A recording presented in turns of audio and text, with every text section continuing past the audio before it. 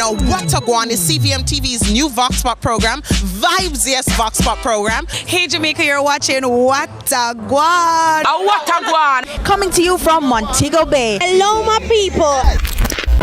What a Guan is back. The People's Program is back in full force on CVM TV. What a Guan. Cross.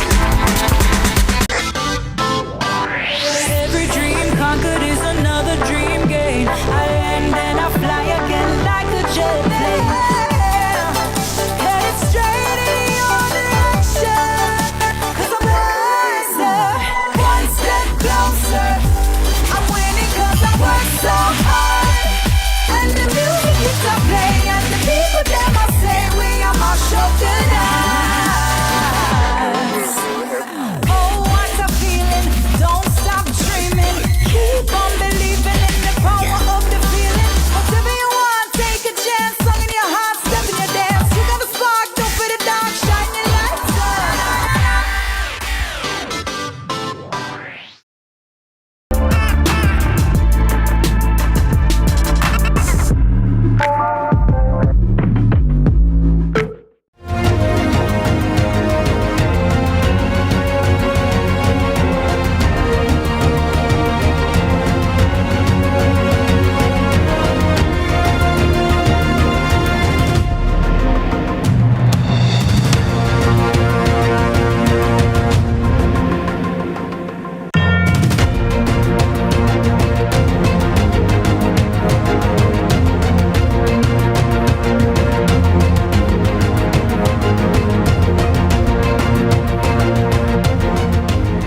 Good evening.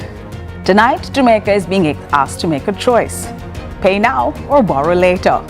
After Hurricane Melissa left an estimated US $8.8 billion in damage, roughly 41% of our GDP, the government says new taxes are coming. The finance minister argues it is better to protect Jamaica's hard-won fiscal stability than return to the debt spiral of the decades past. At the same time, Parliament has just opened a new legislative year. The throne speech outlines reconstruction and resilience, but constitutional reform remains unfinished. And oversight committees are now facing internal strain at the very moment billions in recovery funds will begin to move. And beyond our shores, more than 300 Jamaican students in Cuba are navigating blackouts, school closures, and flight disruptions as fuel shortages deepen. How does a small country like Jamaica absorb shock without fracturing trust? This is Lead Story.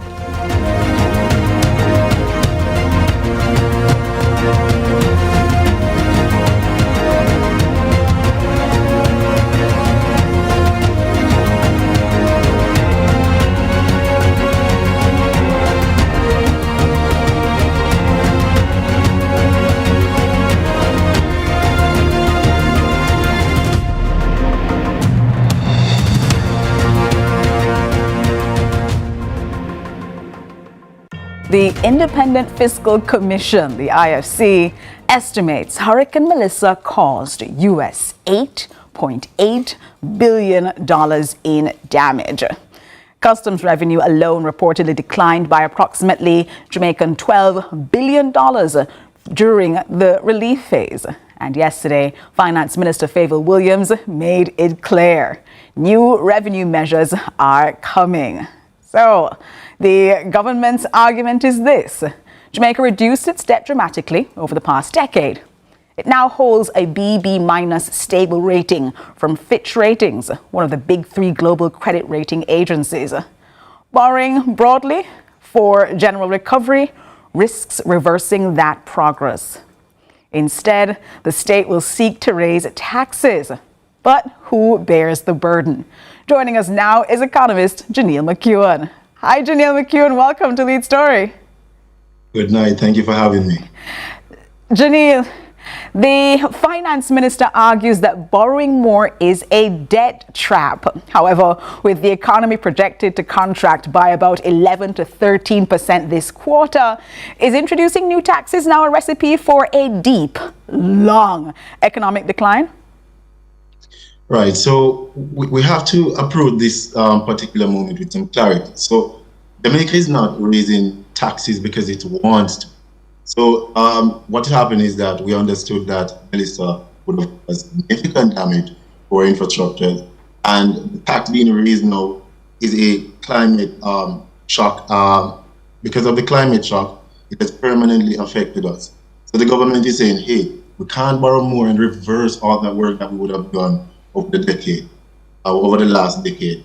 What they're saying now, they're going to do a strategic measure in order to raise revenue rather than to just borrow, in a sense. So I believe that this is a positive step, and we would have seen later on this evening some of the areas that would have been taxed.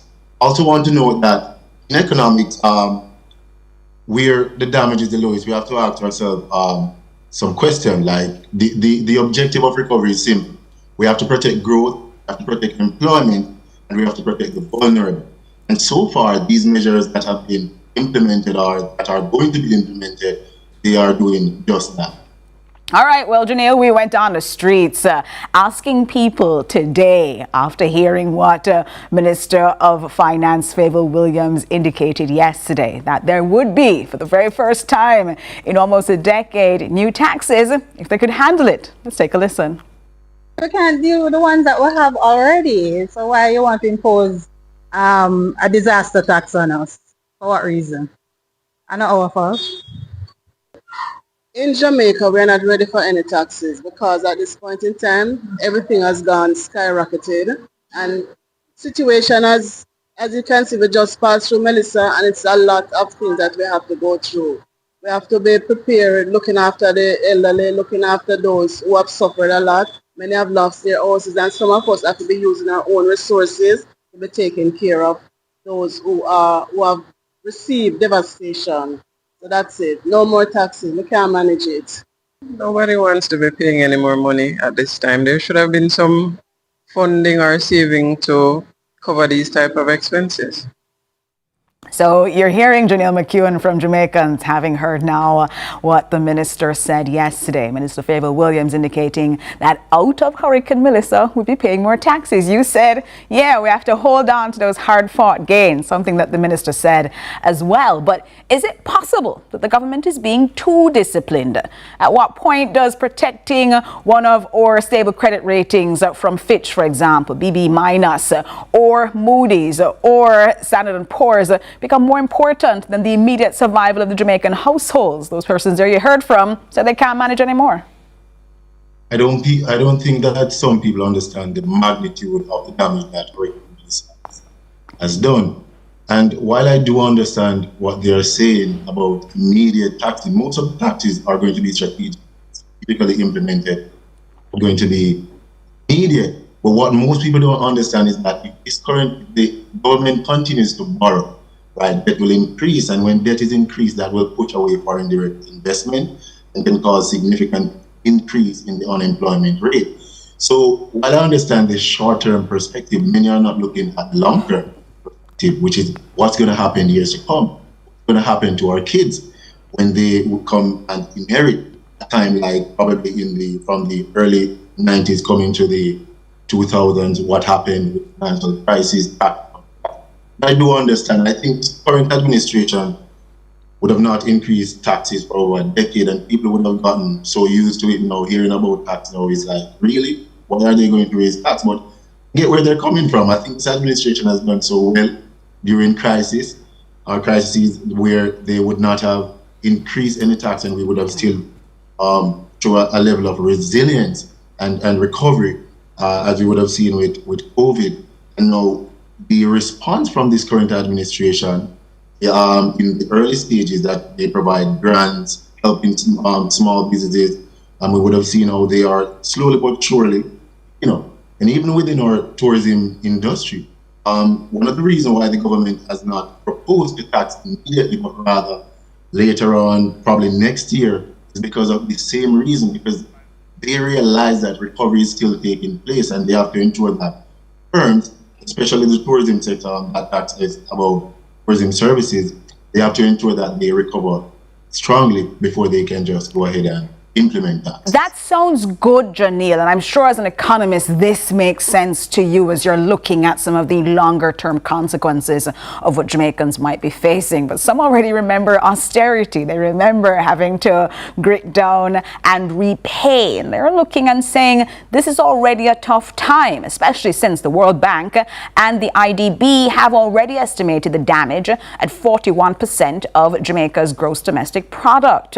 Why is the government insisting on domestic taxation when we have multilateral partners who are doing what they called ready to mobilize full support through contingent financing? Maybe this might be a time where we offset some of the burden on the Jamaican taxpayer a little bit and decide that we don't want to take on a lot of debt, but a little bit right now might be useful.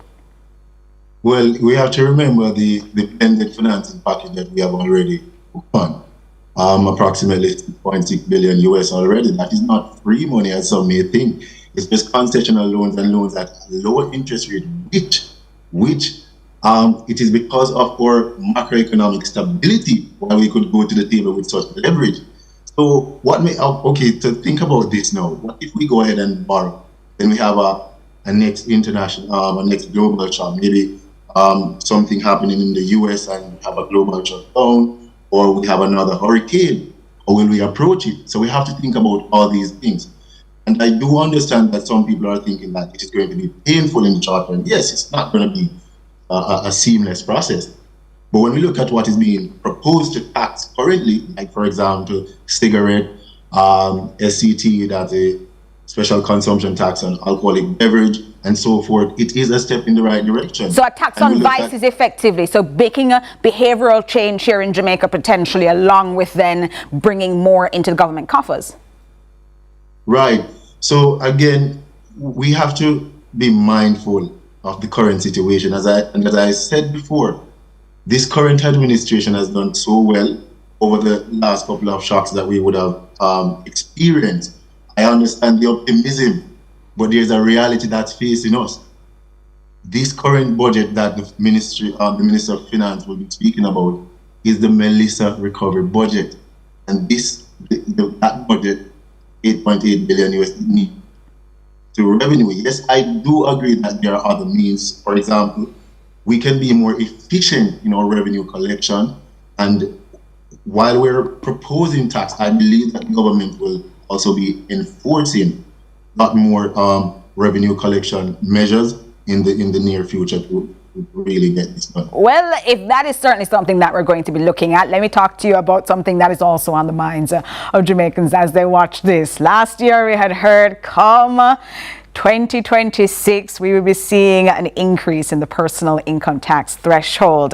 It's set to rise in April with the new taxes, whatever they look like, however they have to be organized to fill that shortfall of 8.8 billion US dollars and to accommodate for the 12 billion Jamaican dollars that customs didn't take in. Will these new taxes essentially wipe out the gains that workers were promised in the last budget? Yes, it will erode some of the purchasing power. Boy, Janelle, you said that really easy. The people were planning that money. It will erode some of the purchasing power. But we have to be realistic at the same time. Remember, there were a lot of policies in place that, had it not been for Melissa, we would have seen starting probably in a year or two, is reduction in the income tax. That was on the cards. Removal of asset tax is on the cards. So, and we already heard the ministers speak about removing the asset tax for good, and that will do a greater good for a lot of, especially middle class here, which is really holding up the economy. So the aim is not to put too much pressure on the middle class and lower class.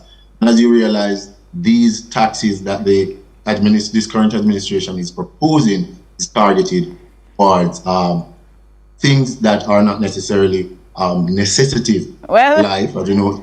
Janelle, some people will argue about whether their vices are necessities to make it through these rough times, but you've explained to us what the minister has said, why these new taxes coming at this time are important, and what people should be looking out for as the minister makes her speech. That was economist Janelle McEwen. Thanks so much for joining us inside Lead Story.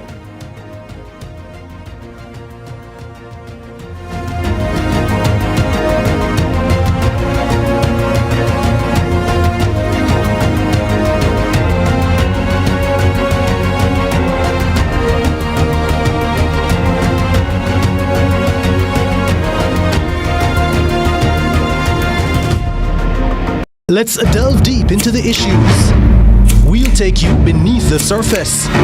Greetings and salutations. My name is Orville Higgins and it's another edition of Fan Central. Talking to the people at the heart of the top sporting stories. Hear from your favorite sportsmen and women and the administrators who work tirelessly to make it all happen. It's a live sports talk. I've written an entire article. Yes. Looking at all the major issues every Tuesday at 9 p.m. It's Fan Central.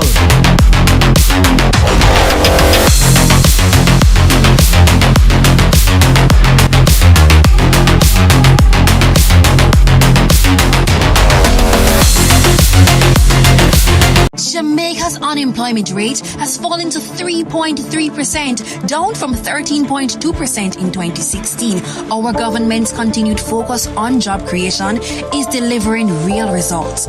We are building Jamaica. The time by the Office of the Prime Minister is... Everybody want to see a country right now. One thing about Jamaicans, we might have differences, but we know when something is good for all of us. And when we work together against crime and violence, we are stronger than ever. And that's how we know the Citizen Security Plan can work. That one that name CSP. The Citizen Security Plan is an initiative of the Ministry of National Security in partnership with the European Union. It's an all-of-government effort to create safer streets and build stronger communities. Go to mns.gov.jm to learn how you can play your part.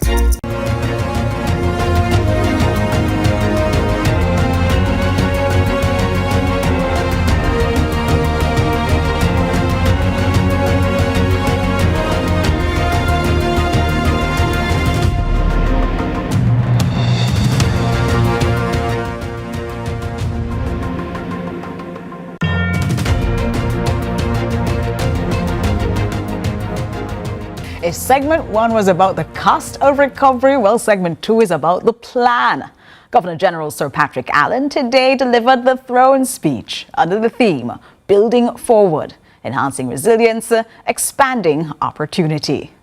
The speech outlined a massive reconstruction agenda led by a new National Reconstruction and Resilience Authority, NARA, to address the US $8.8 billion in damage. You heard about it. Roughly 40% of the GDP. And this was caused by Hurricane Melissa.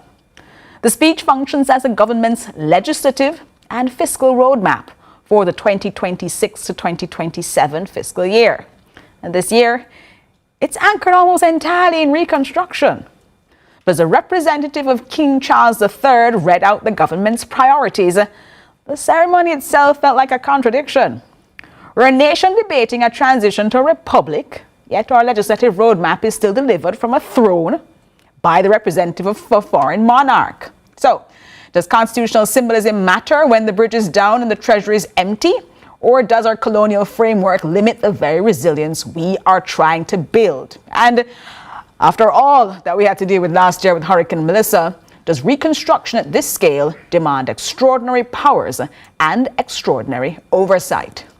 Joining us to interrogate the 2026 commitments is Dr. Nadine Spence, political and social commentator. Dr. Spence, thanks so much for joining us inside Lead Story.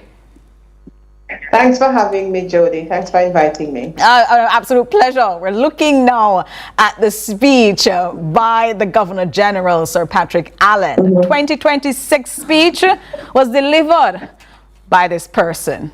But Sir Patrick Allen represents King Charles III. Yet, the speech was focused on national reconstruction and self-determination. Does the continued use of this colonial-era ceremony in whole of 2026 signal a lack of urgency in the transition to a republic, or is it just business as usual until the referendum? Well, if you know what I know, Jody, you know that that referendum is not going to come anytime soon. Oh, jeez. And you also Dr. Spence, you're also a member of that referendum committee. So, yes, I take seriously when you say it. Yes, and the Constitutional Reform Committee, yes, but I know you know very well that we are basically locked into this until we get to a situation where we can look at our government and our opposition and say, they're going to give this to us this year. And we don't see that. I don't see that. I don't know if you see that. I don't see an opposition or a government that is that is taking the stance that what they want to do is to bring about a republic. And that is what is going to happen. They're going to have to be singing from the same hymn sheet where that is concerned, and I don't see that.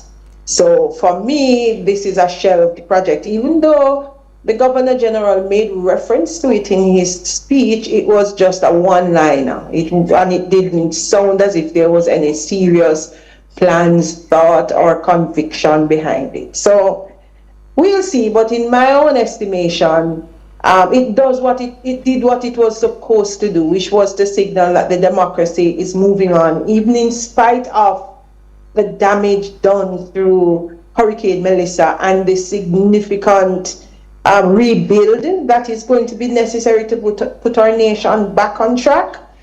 It did what it was supposed to do as the opening of the parliamentary year, signaled that we can progress even in spite of the fact that we have a colonial relic that defines our democratic arrangements and our institutions that we don't appreciate and don't want, that we still are honoring those commitments to our constitution, and that the parliament will continue after it has been prorogued.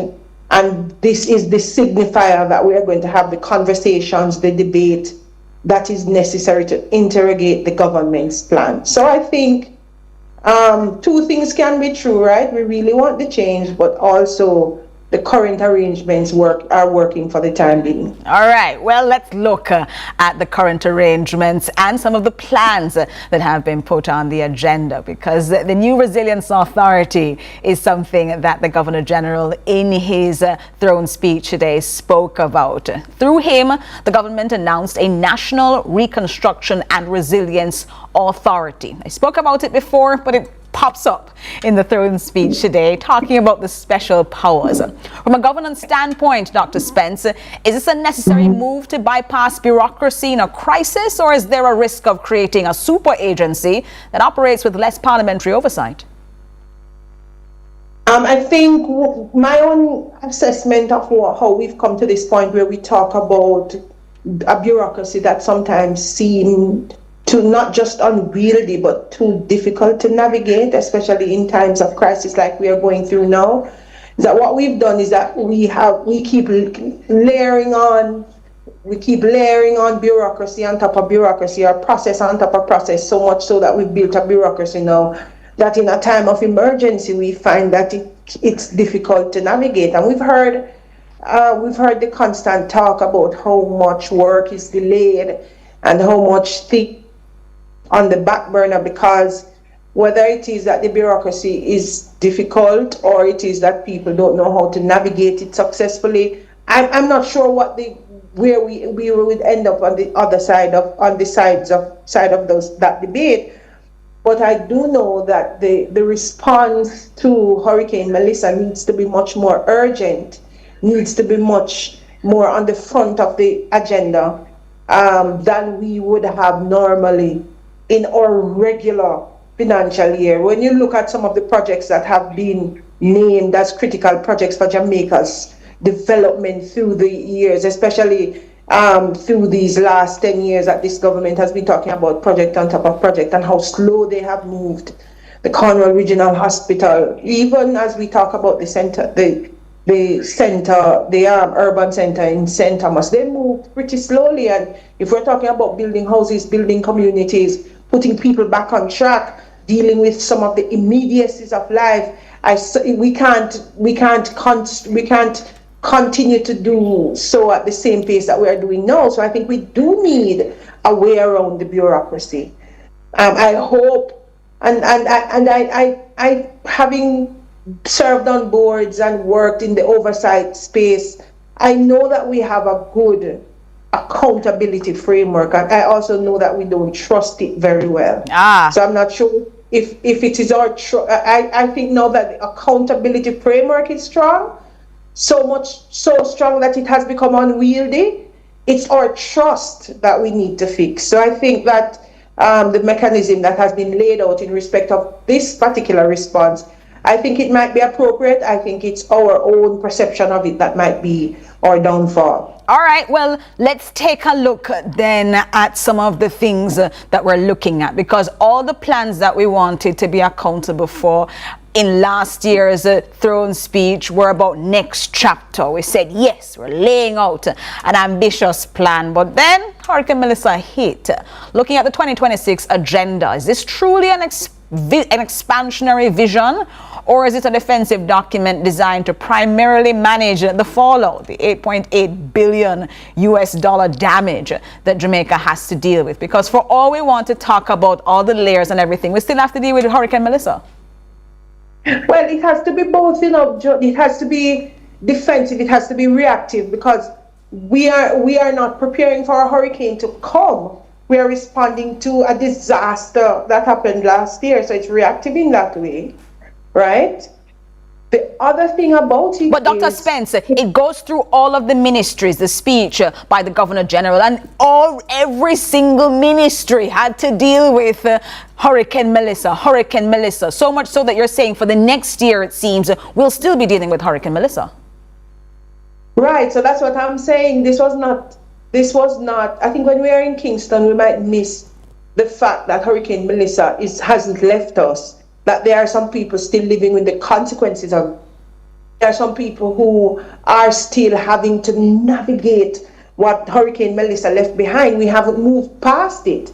Certainly Kingston and St. Andrew and the parishes in the east, some of the parishes in the east have looked as if they have moved on, but a significant section of this country have not been able to move on and are still having conversations on a daily, minutely, hourly about the impact of Hurricane Melissa on them. And this throne speech could not have not been decidedly located in that reality, or else it would have been tone deaf. So I am not surprised at the tone of it, or at the emphasis on the recovery efforts, or on the projection that even if it's not recovery, even as we build, it has to be building to deal with the consequence of another such disaster. And I think that's so important that you've highlighted, Dr. Spence, that half of the country can feel like it's time to move on. Another half of the country still reeling every day, every minute with the consequences of Hurricane Melissa in October. And so you said that the throne speech from the Governor General had to deal with that. But is there anything missing? Is there anything that you didn't hear about? Infrastructure in other places, waste management. We had to talk about those because those are pivotal, but we haven't heard anything made about a Charter of Fundamental Rights and Freedoms or judicial reform, or has Hurricane Melissa effectively swallowed the rest of the legislative agenda for the next year? Well, the legislative agenda to me was expansive. The constitutional rights issues were not on the forefront, but certainly in terms of local legislation or lower level legislation, if that is the appropriate term, to bring into effect to change some of the realities that are on the ground. I heard some of that. I think perhaps, Jody, there needs to be a higher level discussion, not necessarily from the government, but among legal scholars and others who are looking at the impact of the hurricane, but looking at it from a rights perspective, so much so that it can inform the national conversation and consequently inform what the executive brings to us, and therefore what the parliament debates. Or perhaps we can wait until the parliamentary debates to hear if there's an extension of that conversation. But what I hear now is a kind of, and one of the things I thought when I was listening was, this felt like a workman-like presentation. It didn't sound visionary. It didn't sound philosophical. It didn't sound aspirational. It didn't sound any of that. It actually sounded, so the speech sounded very burdened.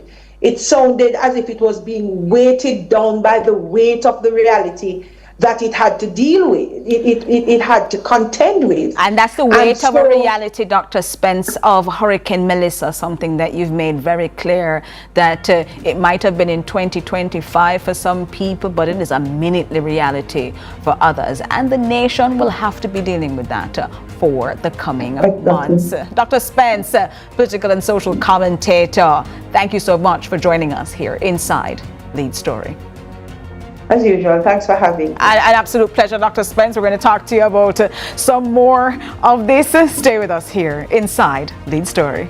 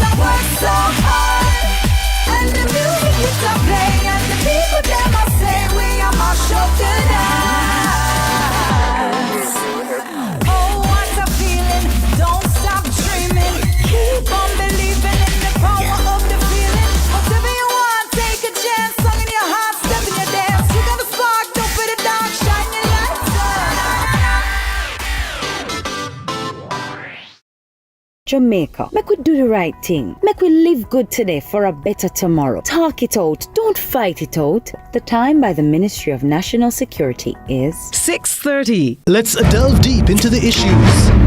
We'll take you beneath the surface. Greetings and salutations. My name is Orvin Higgins, and it's another edition of Fan Central. Talking to the people at the heart of the top sporting stories.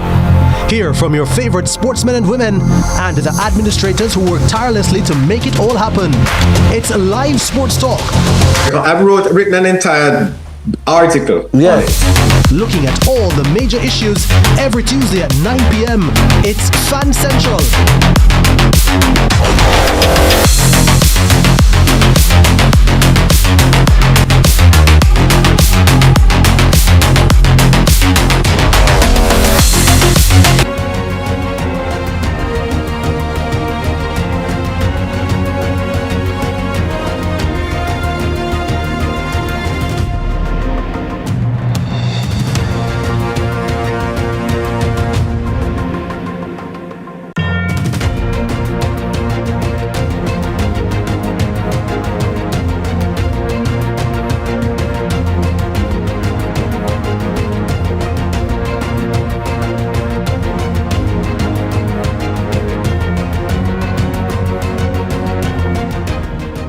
We looked at the taxes that we have been told are coming. We're looking at the plan that the Governor General shared today. Now we'll be looking at how it will be overseen.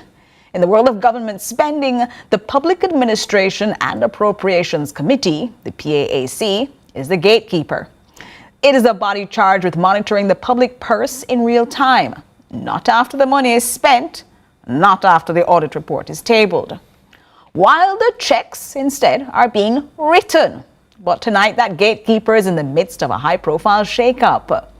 The House has officially confirmed that Damian Crawford, one of the committee's most vocal and analytically aggressive members, is stepping away.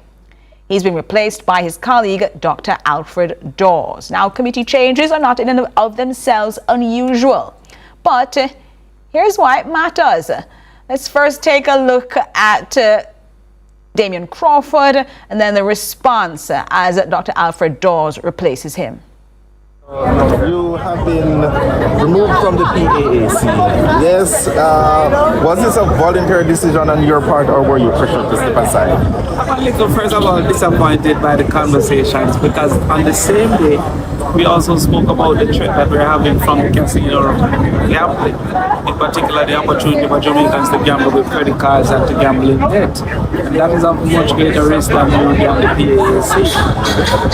But it is what it is. We remain a political party that is committed to the cause and remain in the parliament. So there are speculations that tensions between yourself and PAC chairman played a role. The disagreements over committee was being run contribute to your... Well, that is clear that there were some differences in opinion of how to efficiently operate.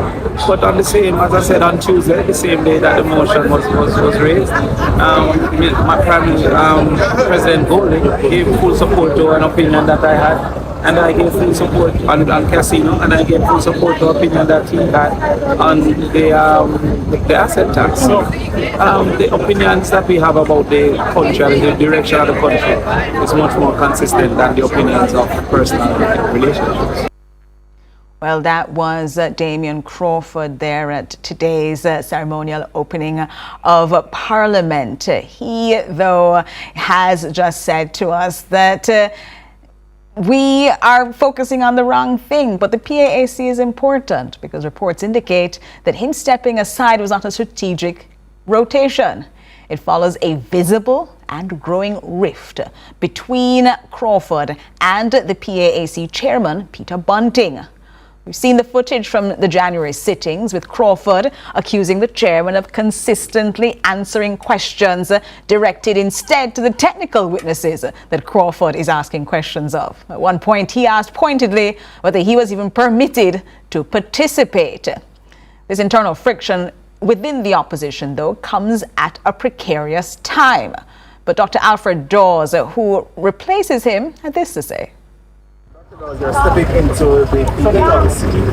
At a moment of public attention, how do you intend to approach this role? Well, I mean, so most of the controversies that are coming into the PAC is different from what's happening with the PAAC. The PAAC, where I'm going, would more likely look at the agencies. So you're talking about like JPS, Water Commission, and so on. What you're probably referring to is the PAC that looks at the Auditor General's report. That's where all of the scandals are interrogated. But it is, I'm learning right now. I'm sitting at the feet of those who are members present and past, just to try to learn how to operate and what are the best ways in which I can contribute. So you're appointed. So you heard there Dr. Alfred Dawes talking about his appointment and him saying it's the PAC that we should be looking at, but we're not looking at the PAC, and that is why this is important. The PAC deals with things after the fact. The PAAC deals with things before. But we had their controversy yesterday. The KSAMC with the Jamaica Labour Party dealing with their own internal struggles yesterday. And now at the PAAC, the People's National Party being very, very clear that it might not have been the best decision, but the decision they had to take. Now, the PAAC is not the PAC, the Public Accounts Committee. The PAAC monitors money as it is being spent. The PAAC has said after the fact through the Auditor General's report. And that distinction matters because Jamaica is entering a US $8.8 billion reconstruction phase. You heard the Minister of Finance talk about why you need taxes for it. And you heard the Governor General tell in his throne speech why it will matter. Money will move and it will move quickly. And the PAAC is the primary body ensuring that your tax dollars do not disappear into administrative black holes. But if the watchdogs are fighting each other, who's watching the money? Joining us now to discuss the institutional fallout of this turmoil is political commentator Lloyd B. Smith. Hi, Lloyd B. Smith. Thanks so much for joining us. It's a pleasure joining you this evening. All the very best to you. Good to see you, Lord B. Smith. We have a real-time risk here because we often hear about the Public Accounts Committee, the PAC, reviewing spending after it has happened. That is why you just heard Dr. Alfred Dawes say it's more important, however, at a time like this, the PAAC, the body that looks at the money as it is being spent, the body that is looking now at real-time spending, which Damien Crawford just exited, is supposed to be monitoring spending of $8.8 billion that we might need in a hurricane recovery environment. How dangerous it is to have the primary live watchdog destabilized by internal friction. It is extremely dangerous and irresponsible on the part of the opposition party to have allowed this kind of disunity and, kerfuffle to be played out in the House of Parliament. It suggests that there's a lack of cohesiveness within the opposition party at this time with respect to how it tackles governmental issues. when you go to a committee meeting, I was once a member of the PAAC, because you may recall I was once a member of Parliament. And usually when you go to such a meeting, you would have been appraised as to what is the party's position, and you would be guided by the chairman in terms of which direction the party is going to take and what are some of the, issues that must take precedence over others. Now, you're dealing with a Damian Crawford who is a bit feisty, a bit uppity, and we are well aware of the fact that there's this underbelly of leadership, threats emerging, which usually occurs when a party loses an election. And so against that backdrop, a Damian Crawford becoming overly perhaps aggressive with a chairman who may well see himself as very senior to Crawford, and therefore Crawford should fall in line. What he has been doing is putting him in his place. And I think that's unfair to young Crawford, who brings a lot to the Parliament. He's an ideas person.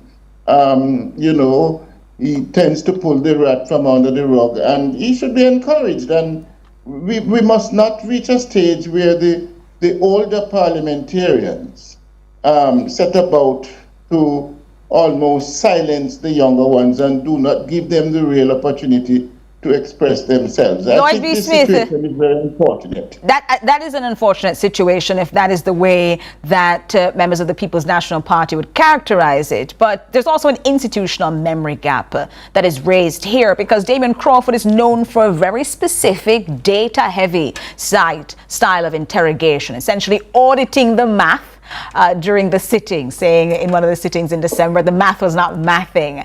In a committee that is now losing one of its most aggressive numbers guys, and the PNP replacing him with a health specialist like Dr. Alfred Dawes, does the committee lose its teeth, or is it just a standard transition? I think this kerfuffle would have debilitated the committee's, strengths.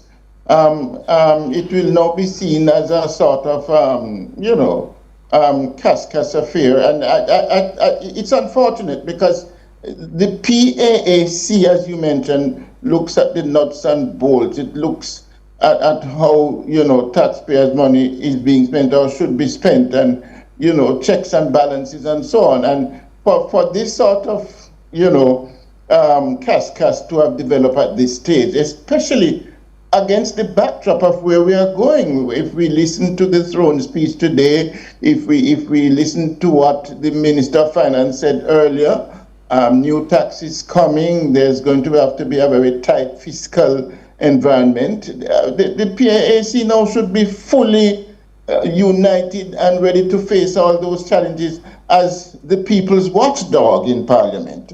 And this sort of distraction does not augur well for it. I think it's so important that you put it in context of the throne speech as well, hearing from Governor General Sir Patrick Allen and the comments made by Finance Minister Dr. Fable Williams that we will be seeing now new taxes as a result of the fallout from Hurricane Melissa. This is, though, certainly something that we'll be watching again in the coming days and weeks. Lloyd B. Smith, political and social commentator, thanks so much for talking to us about this inside Lead Story. You're most welcome. Have a good evening. Have a good evening yourself. We're going to take a break because while we've been focusing about what's been going on here on the ground inside Jamaica, we also have Jamaicans overseas. And those who are studying in Cuba are dealing with stress. So we'll be speaking with some students on the ground there to see what it feels like to be inside a nation squeezed by crisis.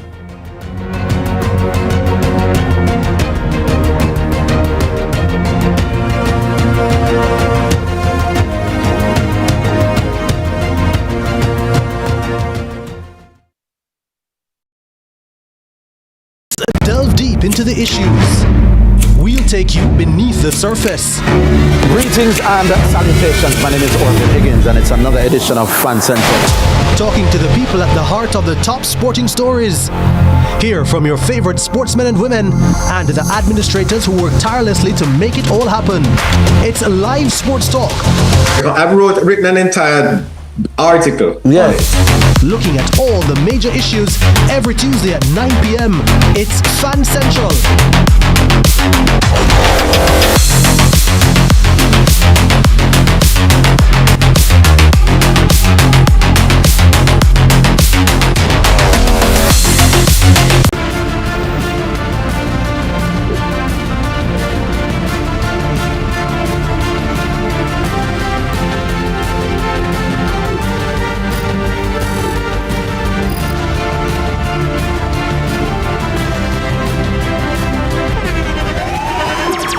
The internationally acclaimed On Stage with Winford Williams. At a new time, Saturdays at 8 p.m. on CVM TV. So much more than entertainment.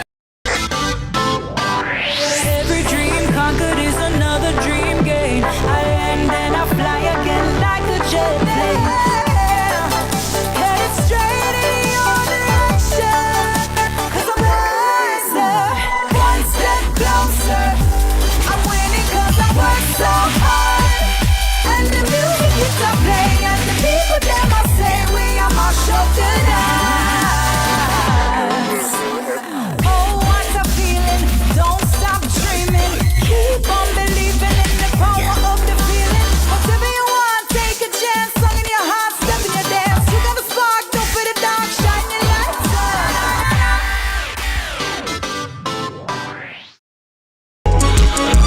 Welcome to What a Guan. Now, What a Guan is CVM TV's new Vox Pop program, Vibes Yes Vox Pop program. Hey Jamaica, you're watching What a Guan. What a Guan. Coming to you from Montego Bay. Hello, my people.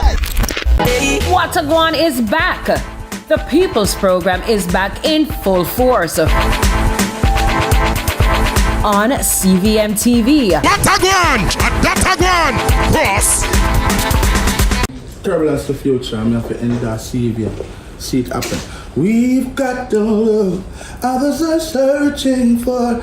I'm still loving you, even though you're gone. I could have been one of the most notorious. Keep it royal. Give thanks and praise for life. Thank you very much. Go bang! Bam, bam.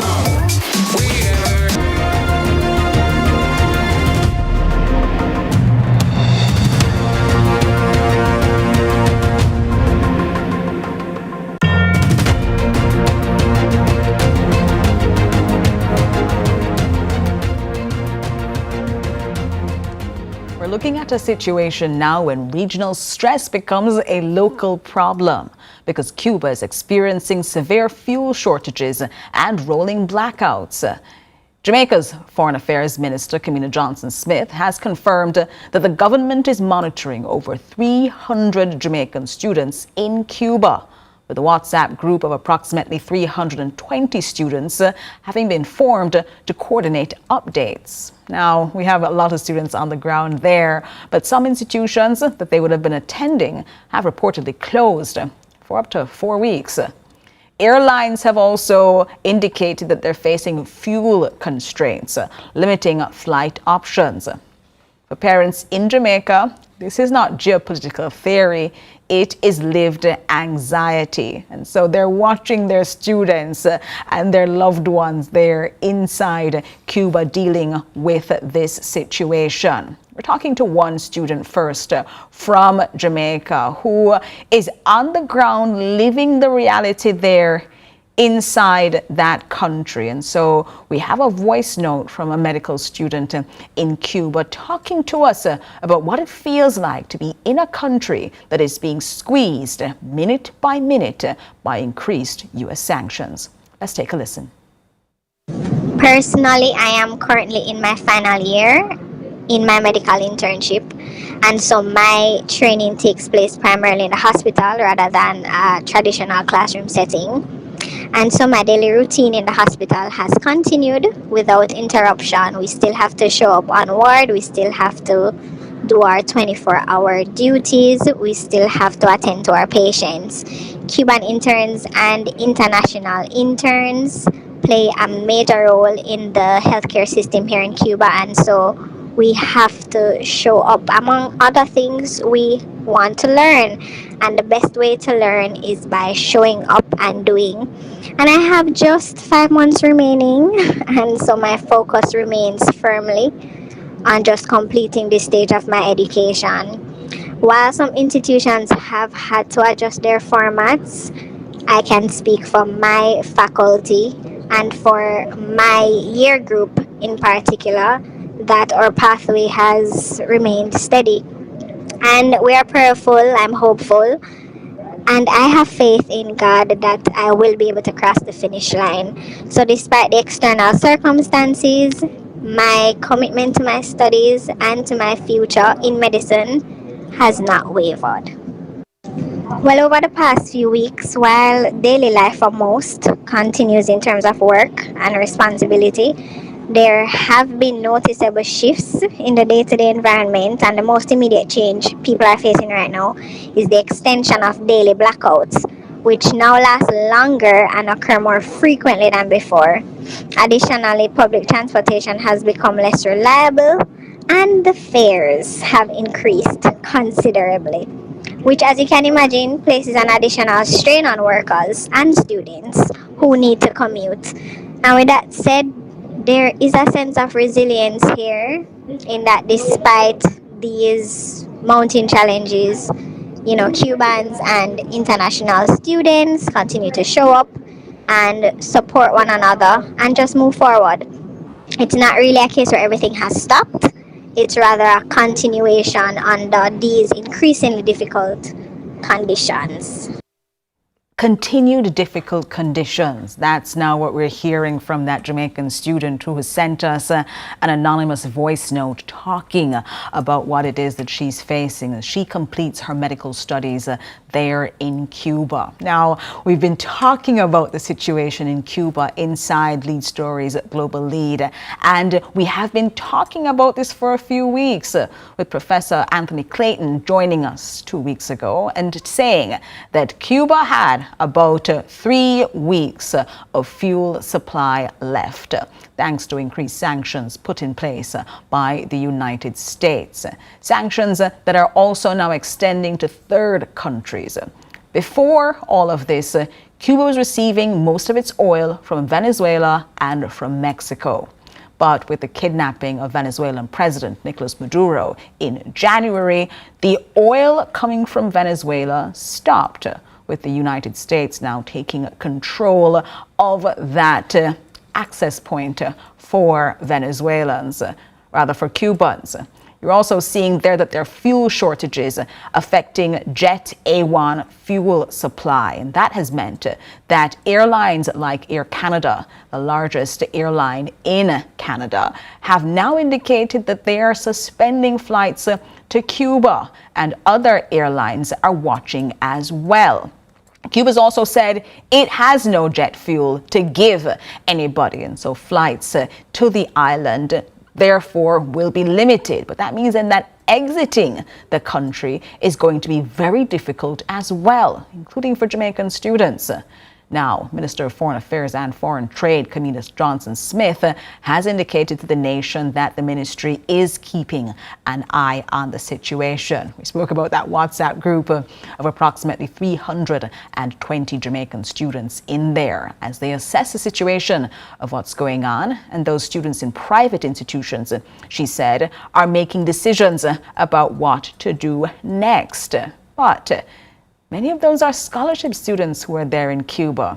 They didn't have it to begin with, and that scholarship is what allows them to go to Cuba to learn. So, when questions were asked to Minister Johnson-Smith about what would happen next with these students, could they continue their studies? What happens to the education that they were working on? She indicated that, of course, it would be a complex situation, one that would involve other institutions, including institutions here in Jamaica that would be necessary in order to sort out what goes on there. We're going to pull in now quickly a student from Antigua studying in Cuba, Ricardo Lockhart, to tell us what's going on the ground. Hi, Ricardo. Thanks so much for joining us. Ricardo is joining us by phone as he speaks with us today. Ricardo, thanks for joining us. All right, we're making sure that he can hear us clearly as we talk about what's going on in Cuba on the ground. But here are some of the big things that we wanted to find out from those students. How are students eating, bathing, and communicating without stable power, especially as some of the schools have said they're going to virtual learning? How are you going to learn virtually if you don't have any electricity? And is the Jamaican government doing enough? This reminds many people about what happened in Ukraine at the start of the Ukraine-Russia war. And so we're watching to see how we're able to best support our students. And then what's the long-term risks to the scholarships that we receive and give to students studying in Cuba? All right, here's my take. Taxes demand trust. Trust demands oversight. And oversight demands political maturity. And those are the big things that we talked about today.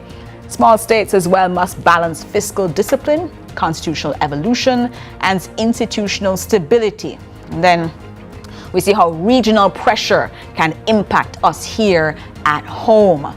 The question tonight is not simply whether taxes are coming, it's whether Jamaica's government's architecture is resilient enough to carry the weight of recovery. And it will be a long and deep one. That is the story. I'm Jody Ann Quarry, and on behalf of the entire CVM production team, thank you for watching Lead Story. Have a fantastic evening, and I hope you stay safe. Up next, CVM News.